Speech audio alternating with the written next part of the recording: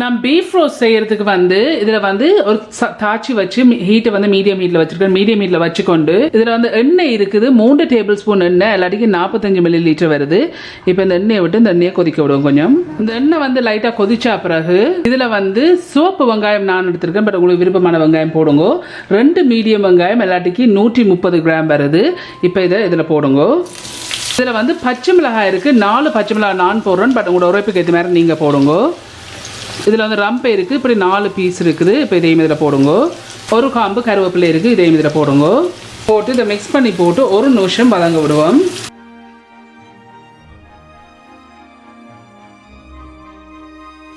இப்போ வந்து 1 நிமிஷமாக வதங்கி கொண்டிருக்கு. இந்த 1 நிமிஷம் வதங்கினா பிறகு ஒருக்கா மிக்ஸ் பண்ணி போட்டு ஹீட்டை கொண்டு வந்து மீடியத்திலேருந்து கொஞ்சம் குறைச்சிருக்கிறேன். குறைச்சிட்டு இதில் வந்து மாட்டிறைச்சி இருக்குது. நான் 500 கிராம் மாட்டிறைச்சி எடுத்து கொஞ்சம் பெரிய பெரிய ஸ்லைசஸாக வெட்டி இருக்கிறேன். இப்போ இதை வந்து இதுக்கு மேலே அடுக்கி விடுங்க. ஜாஃப்னாவில் வந்து அந்த காலம் இப்போ நான் நினைக்கிறேன் ஒரு 70's, 80's, 90's வந்து நல்ல ஃபேமஸ் ரொட்டி அண்ட் ரோஸ்ட்னு சொல்லுவாங்க. ஒரு ரொட்டியோட வந்து மாட்டிறைச்சி ரோஸ்ட் கொடுப்பாங்க. ஸோ இது வந்து எங்களோட மம்மிட்டு இது நான் பழகின ரெசிபி. இந்த 500 கிராம் மாட்டிறைச்சியும் இதில் நான் போட்டிருக்கேன். உங்களுக்கு தேவைக்கு அளவான உப்பு சேருங்க. பட் நான் இப்போதைக்கு வந்து 1 டீஸ்பூன் உப்பு சேர்க்குறேன். சேர்ந்து பார்த்துட்டு போடலாம்.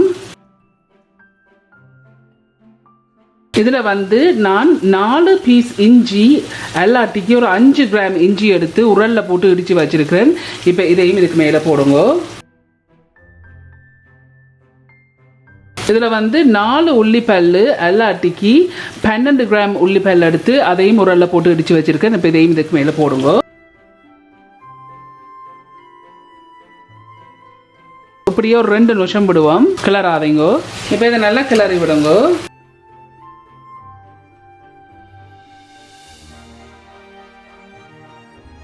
இந்த இருக்கிறத நான் மிக்ஸ் பண்ணியிருக்கிறேன். இப்படி மிக்ஸ் பண்ண பிறகு மூடி போட்டு மீடியம் ஹீட்லேயே நான் ஒரு 10 நிமிஷம் நான் இதை நல்லா அவிய விட போகிறேன். இப்போ ஒரு 4 நிமிஷமாக இதுலேருந்து அவிஞ்சோட்டுக்கு ஒருக்கா மிக்ஸ் பண்ணி விடுங்க.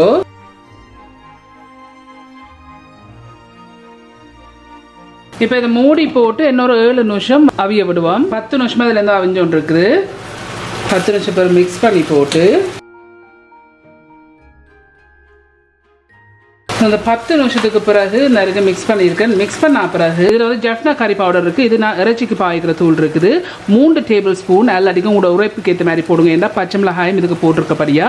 ஆனால் இந்த பீஃப் ரோஸ் வந்து நார்மலியாக வந்து நல்ல உரைப்பான கறியாக தான் வாரது. நான் வந்து 3 டேபிள் ஸ்பூன் தான் போட்டிருக்கேன். போட்டுட்டு இதை நல்லா மிக்ஸ் பண்ணி விடுங்க.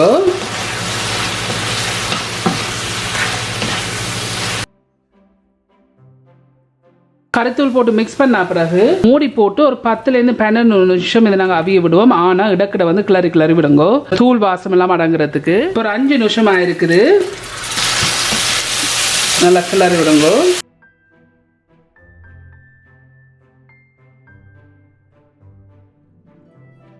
இது நல்லா கிளறின பிறகு இந்த 5 நிமிஷத்துக்கு பிறகு இதில் வந்து தண்ணி இருக்குது. 1/2 கப் தண்ணி எல்லாட்டிக்கு 125 ml தண்ணி இருக்குது. தண்ணி இதில் விடுங்க.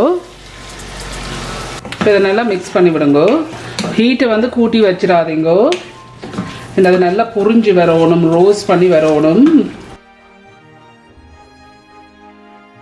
இப்போ இதை நல்லா மிக்ஸ் பண்ணியிருக்கேன். இப்படி மிக்ஸ் பண்ண பிறகு நான் இனி வந்து உப்பை செக் பண்ணி பாருங்க. இதை நான் மூடி போட்டு இப்போ ஹீட்டை கொண்டு வந்து மீடியத்துக்கும் லோவுக்கு இடையில விட்டுருக்கேன். இடையில வச்சுக்கொண்டு ஒரு 10லேருந்து 15 நிமிஷம் இதை நாங்கள் நல்லா அவிஞ்சு நல்லா பிறண்டு பொரிஞ்சு வரணும். இப்போ 3 நிமிஷமாக தான் அதில் வதங்கி கொண்டு இருக்குது.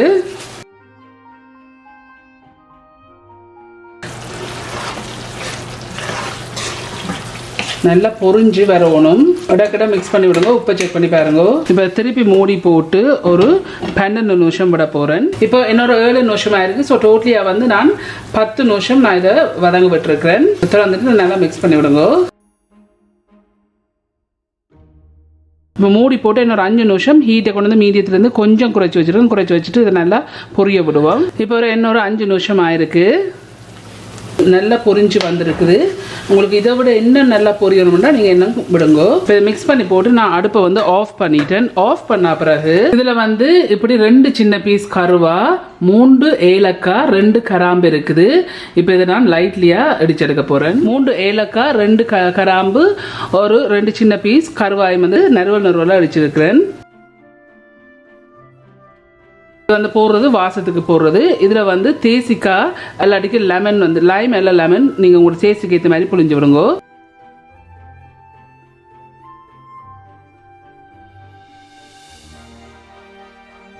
இப்போ இதை நல்லா மிக்ஸ் பண்ணி விடுங்க.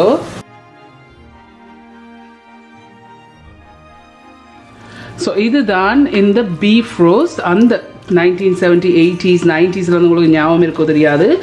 பீஃப் ரோஸ்ட், ரொட்டி அண்ட் ரோஸ்ட்ன்னு சொல்கிறது. ஸோ இந்த இருக்குது. இதுதான் இந்த பீஃப் ரோஸ்ட் செய்து முடிஞ்சது.